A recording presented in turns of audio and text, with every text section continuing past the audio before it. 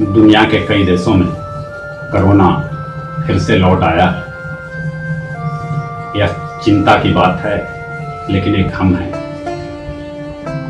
एक कविता, छोटी सी कविता, राम भरोसे रहने वाले हम।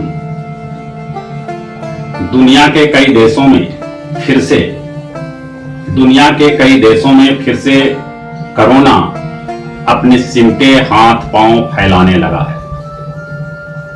दुनिया के कई देशों में फिर से कोरोना अपने सिमटे हाथ पांव फैलाने लगा है। उन्हें कोरोना संक्रमण की चिंता सताने लगी है।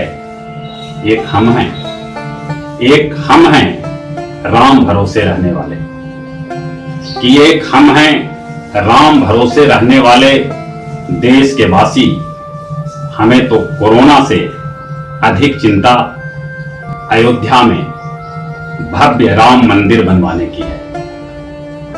एक हम हैं राम भरोसे रहने वाले देश के वासी। हमें तो कोरोना से अधिक चिंता अयोध्या में भव्य राम मंदिर बनवाने की है। पड़ोसी चीन, पाकिस्तान को राफेल के भय से डराने की है। धन्य है हमारा देश, धन्य है हमारा देश, धन्य है देश के वासी, जिन्हें आज भी भगवान राम पर भरोसा है। भगवान राम पर भरोसा है।